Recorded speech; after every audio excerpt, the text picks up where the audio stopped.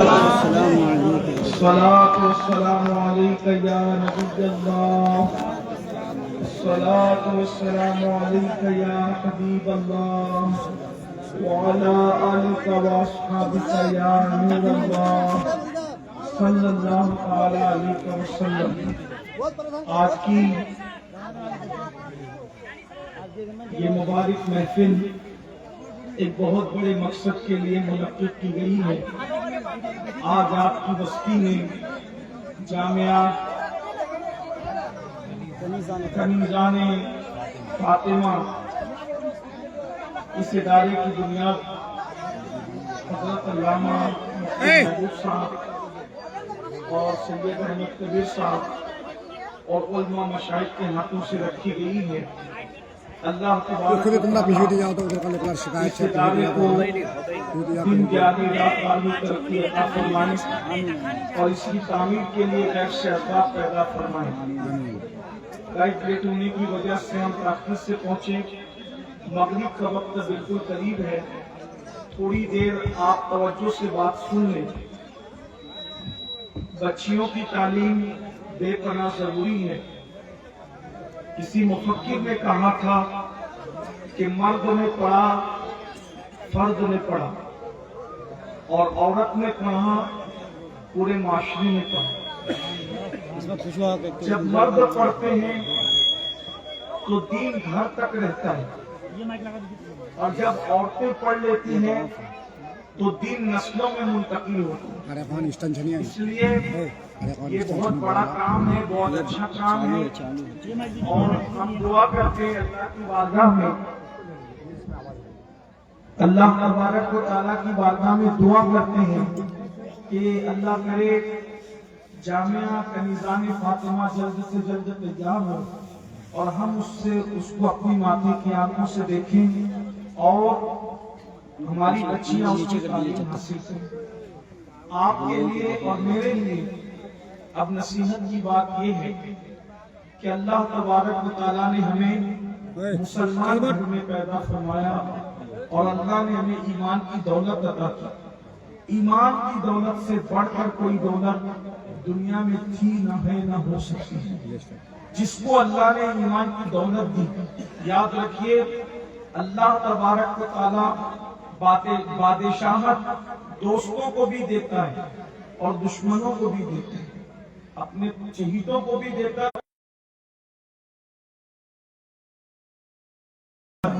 تو اللہ بادشاہت اپنے چہیتوں بندوں کو بھی دیتا ہے اور اپنے دشمنوں کو بھی دیتا ہے، مگر ایمان اللہ صرف پسندیدہ بندوں کو عطا کرتا ہے، جن کو اللہ تبارک و تعالیٰ جنت کے لیے چن لیتا ہے، جن کو اللہ اپنے لیے چن لیتا ہے ان کو ایمان کی دولت عطا کرتا ہے۔ جب اللہ تبارک و تعالیٰ نے ہمیں اتنی بڑی دولت عطا کی ہے تو اب ہم سب کو اس کی فکر کرنا چاہیے کہ ہم ایمان پر رہیں اور ایمان پر ہی اس دنیا سے جائیں۔ قرآن کہتا ہے وَلَا تَمُوتُنَّ إِلَّا وَأَنْتُمْ مُسْلِمُونَ، تم نہ مرو مگر اس حال میں کہ تم مسلمان رہو۔ اور یاد رکھیے اس دنیا سے مسلمان جانے کے لیے بے پناہ ضروری ہے کہ جن چیزوں کو اللہ نے حرام قرار دیا ہے ان چیزوں سے بچے اور جس کے کرنے کا حکم دیا ہے وہ کرنے کی کوشش کرے۔ جس طریقے سے بیماری انسان کو موت تک پہنچاتی ہے، اگر ہم بیماری کا علاج نہیں کریں گے تو ہم موت تک جا سکتے ہیں۔ اسی طرح اگر ہم گناہوں سے نہیں بچیں گے تو کفر تک جا سکتے ہیں۔ بیماری موت تک لے جاتی ہے اور گناہ کفر تک لے جاتے ہیں، اور سب سے بڑا گناہ اللہ اکبر شرک کے بعد اگر کوئی ہے تو وہ نمازوں کو ترک کرنا ہے۔ اللہ کے نزدیک بہت بدترین گناہ ہے نمازوں کو ترک کرنا، اس لیے کہ اللہ رب العزت نے پورے قرآن میں تقریباً 700 مقامات پر نماز کا حکم عطا فرمایا ہے۔ ہم لوگ نماز کے معاملے میں بہت کمزور ہیں، ہم غوث پاک کی فاتحہ بھی کرتے ہیں، غریب نواز کا उर्स भी मनाते हैं, इमाम जाफर सादिक की न्याज भी करते हैं, हम मुरीद भी होते हैं, हम उलमा के चेहरों की ज़ियारतें भी करते हैं, हम बुजुर्गों के हाथ भी चूमते हैं, हम सब कुछ करते हैं। लेकिन इस वक्त मुसलमान पूरी दुनिया का नमाज के मामले में कमजोर से कमजोर तर होता जा रहा है। और याद रखिए, जब तक मुसलमान मस्जिद के करीब नहीं आएंगे, मुसलमानों के हालात बदलने वाले नहीं हैं। आप कुछ भी कर लीजिए, कॉलेजेस बना लीजिए, यूनिवर्सिटियां बना लीजिए, जामियात बना लीजिए, फैक्ट्रियां बना लीजिए, आप कुछ कर लीजिए, जब तक खुदा की चौखट से करीब नहीं आओगे, न दुनिया की कामयाबी होगी, न आखिरत की कामयाबी होगी। इसलिए कि अजान के अल्फाज है, हय्या अलस फलाह, नमाज की तरफ आओ। क्या मिलेगा? हय्या अलल फलाह, जो नमाज की तरफ आएगा उसके लिए कामयाबी यकीनी है।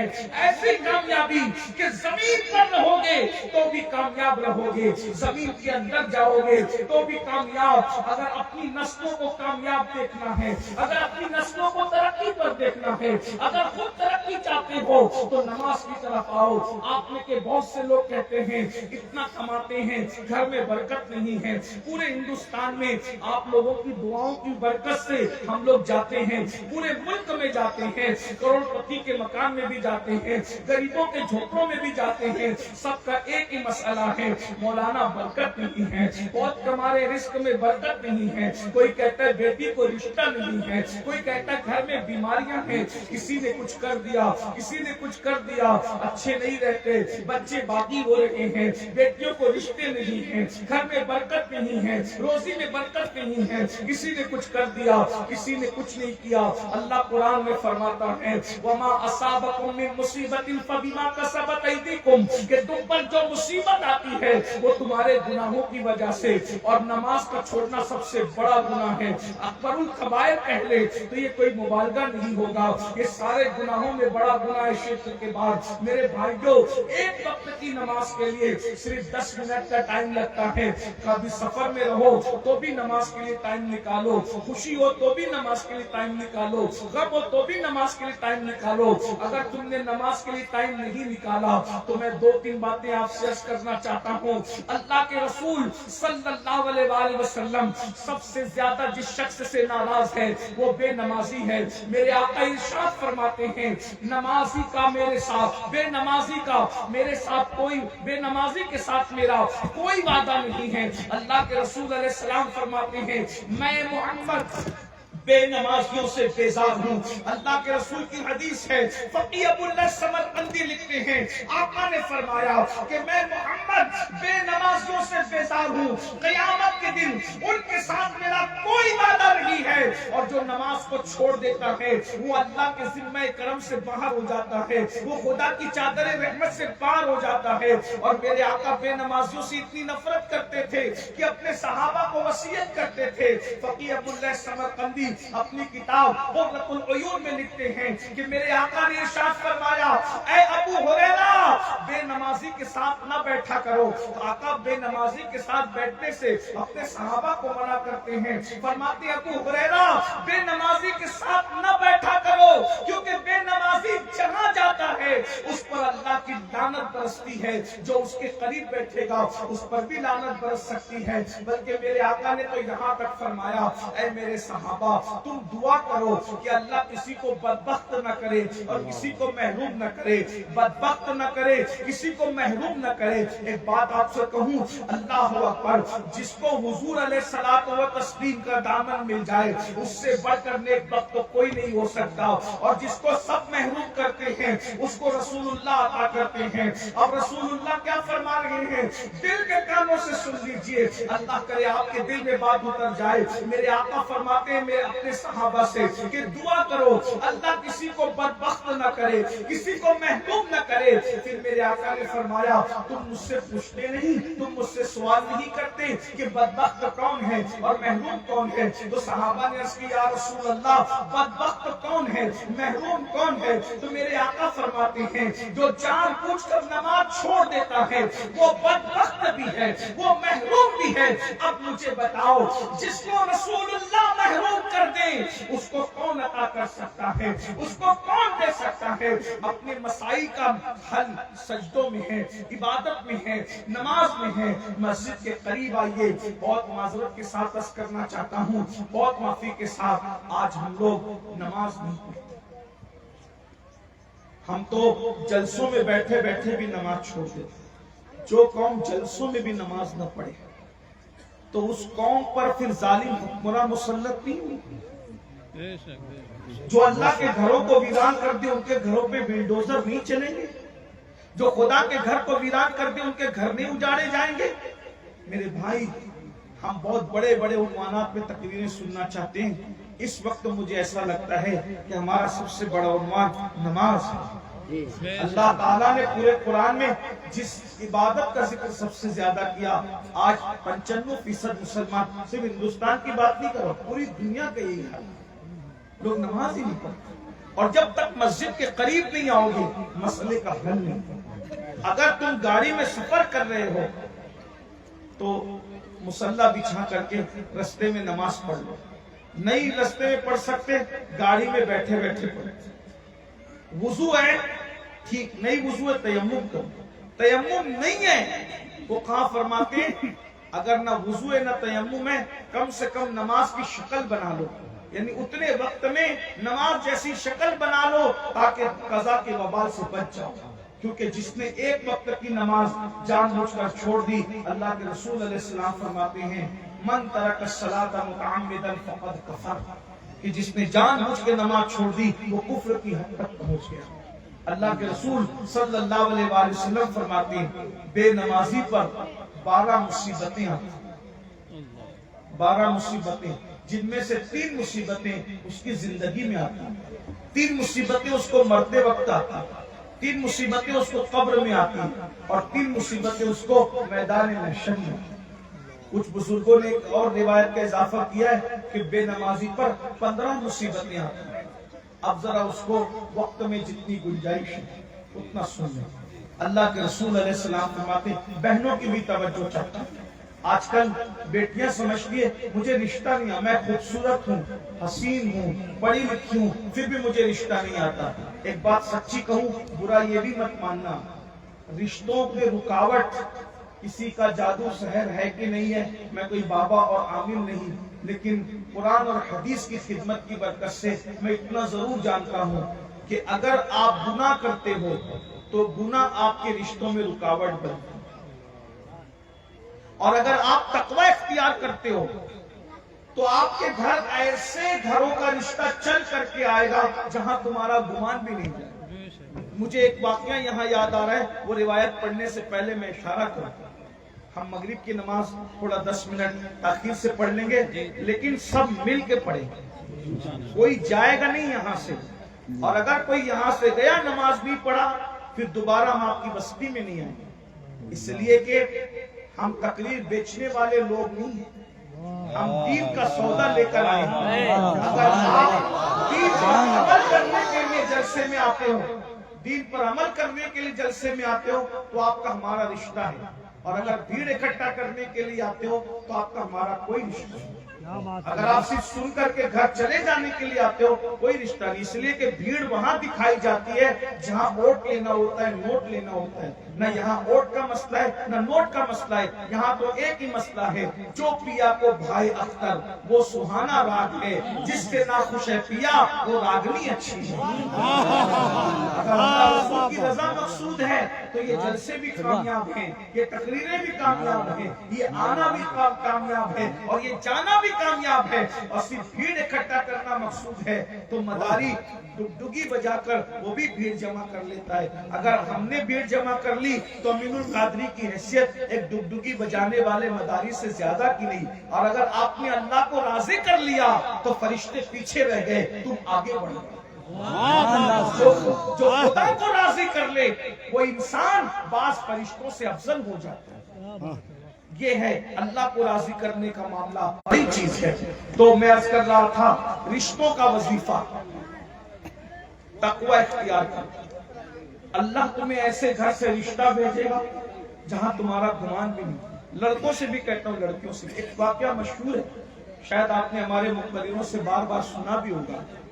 فاروق اعظم کا دور ہے, امیر المومنین, خلیفۃ المسلمین, غیظ المنافقین, امام المجاہدین سیدنا فاروق اعظم رضی اللہ عنہ کا دور ہے. فاروق اعظم لوگوں کی اصلاح کے لیے گلیوں میں گشت کیا کرتے تھے, گھوما کرتے تھے کہ کوئی غلط کام تو نہیں ہو رہا ہے. ایسے میں فاروق اعظم نے آدھی رات کے وقت ایک گلی سے گزرتے وقت سنا ایک بوڑھی آواز کپ کپاتی ہوئی آئی اور کہا, بیٹی جلدی سے دودھ میں پانی ملا. بیٹی کی طرف سے, جوان بیٹی کی طرف سے آواز آئی, امی تم جانتی ہو نا کہ ہمارے خلیفہ امیر المومنین فاروق اعظم نے دودھ میں پانی ملانے سے منع فرمایا, ہم دودھ میں پانی نہیں ملائیں گے. تو بڑھیا نے کہا کہ تیرا خلیفہ ابھی تو سو رہا ہوگا, وہ یا کیا دیکھے گا یہ منظر پانی ملاتے ہوئے. تو لڑکی نے کہا, امی خلیفہ تو نہیں دیکھ رہا ہے مگر اللہ تو دیکھ رہا ہے.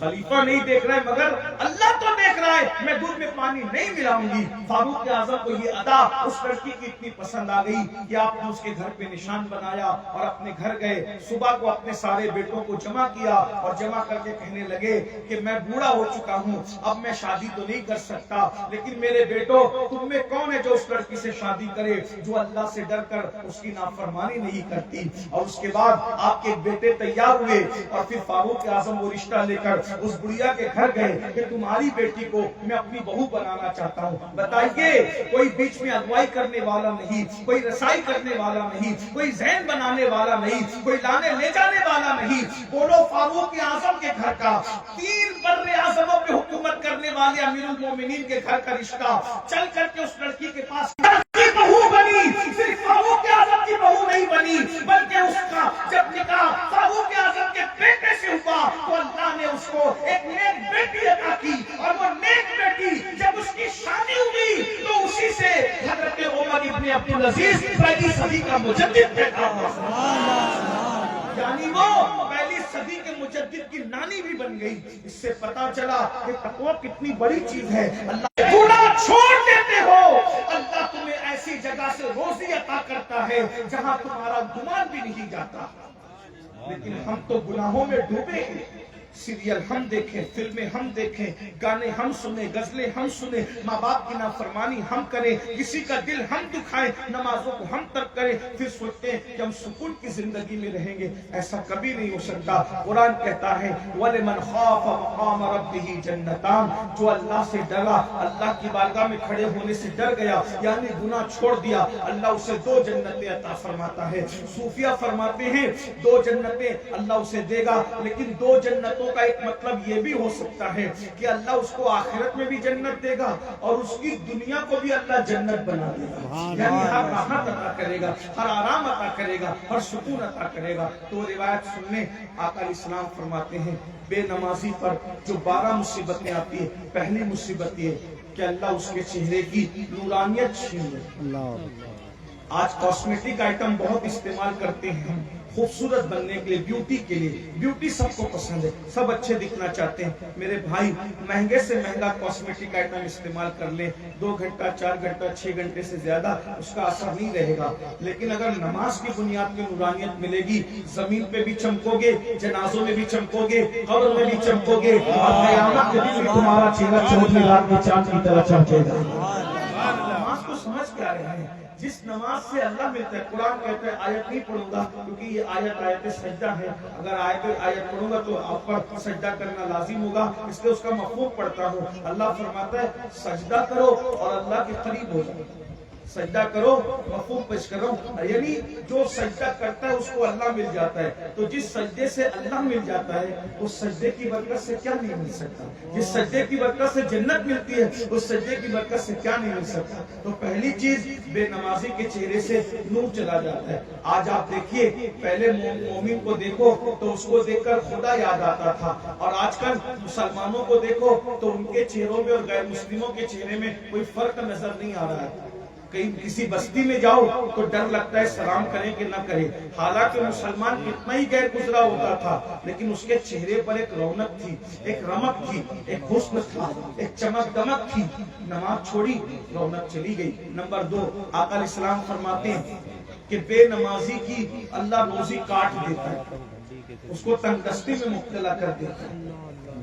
اور پھر میرے آقا صلی اللہ علیہ وسلم ارشاد فرماتے ہیں تیسری چیز, اللہ بے نمازی کی عمر بھی کم کر دیتا ہے, روزی بھی کاٹ دیتا ہے اور اس کی عمر کم کر دیتا ہے. اور جنہوں نے 15 مصیبتیں بیان کی ہے وہ 2 چیز اور ایڈ کرتے ہیں. نمبر 1 کہ اللہ بے نمازی کو مرنے سے پہلے دنیا میں ذلیل کرتا ہے, اس کے بعد اس کو موت آتی ہے. اور نمبر 5 جو ہے وہ اللہ تبارک و تعالی نیکوں کی دعا سے اس کا حصہ ختم کر دیتا ہے. یعنی نیک سے نیک بندہ اس کے لیے دعا کرے گا تو اس کو اس کی دعا سے برکت نہیں ملے گی. آپ ولیوں کو لاتے ہو, پیروں کو لاتے ہو, بزرگوں کو لاتے ہو, حضرت ہمارے لیے دعا کریں, ہمارے لیے دعا کریں. حضرت تو دعا کر رہے ہیں مگر آپ کو دعا لگ نہیں رہی ہے, کیونکہ اللہ کے رسول نے فرمایا بے نمازی کو اللہ نیکوں کی دعا سے اس کا حصہ ختم کر دیتا ہے. میرے بھائیوں, نماز پڑھیے. اب نماز کا وقت بھی ہو گیا, مغرب کے وقت سے کچھ وقت زیادہ ہو گیا. بس میں اتنا کہوں گا, نماز کی پابندی آپ مجھے بتائیں, میرے لیے نہیں, مفتی صاحب کی ملا کے لیے نہیں, اپنے اللہ کی رضا کے لیے اور اس کے رسول کو راضی کرنے کے لیے کتنے لوگ وعدہ کرتے ہیں آج سے میں نماز پڑھوں گا؟ کتنے لوگ وعدہ کرتے ہیں؟ ماشاءاللہ. دیکھتے ہیں ذرا, اگر ہاتھ نہیں بھی اٹھاؤ گے تو بھی نماز فرض ہے. ذرا ہم دیکھتے ہیں, اٹھا کے رکھیے, دیکھتے ہیں ذرا کتنے عاشقان رسول ہیں. ماشاءاللہ, سبحان اللہ, ارے واہ, ماشاءاللہ. اٹھا کے رکھیے, اٹھا. ان علماء کو گواہ بنائیے, فرشتوں کو گواہ بنائیے. ماشاءاللہ. بہنیں بھی اٹھا رہی ہے, حالانکہ ان کو نہیں کہا گیا لیکن وہ بھی اٹھا رہی ہے, بہت اچھی بات ہے. اٹھا کے رکھیے تو ذرا ہم لوگ دیکھیں کتنے لوگ پڑھیں گے. پڑھو گے انشاءاللہ نماز؟ ایک بات کہہ جاتا ہوں, اگر آج سے آپ نے نماز شروع کر دی, اللہ آپ کو دنیا کی ہر کامیابی عطا کرے گا. اگر آپ ناکام رہے تو آپ ہم سے جو چاہے بدلہ کر لیں, لیکن اگر آپ نماز پڑھیں گے خلوص کے ساتھ, انشاءاللہ آپ کے سارے کام بنیں گے. اللہ رسول کا وعدہ کبھی جھوٹا نہیں ہو سکتا, اللہ رسول کا وعدہ سچا ہے. نماز پڑھیے, نماز میں گڑ گڑائیے, اللہ آپ کو برکتیں عطا فرمائے گا. اور آپ نے بڑی محبت دی, بڑا پیار دیا, اللہ تبارک و تعالیٰ آپ کو جزائے خیر عطا فرمائے. کیونکہ ہمیں دوسرے پروگرام میں بھی جانا ہے, اس لیے ہم یہاں زیادہ دیر نہیں رک سکتے. غالباً آپ کا پروگرام چلتا رہے گا, ابھی اس کے بعد بھی چلے گا نہیں, رات کو بھی یہ پروگرام چلے گا. بہت بڑے بڑے مقرر لوگ آئیں گے, آپ سے خطاب کریں گے, آپ ان کی گفتگو بھی, ان کی تقریر بھی سنیے. اللہ تعالیٰ ہم سب کا حامی و ناصر ہو. گفتگو کے درمیان اگر کوئی غلطی ہو تو اللہ تعالیٰ معاف کرے. جی, استغفر اللہ ربی من کل ذنب و اتوب الیہ.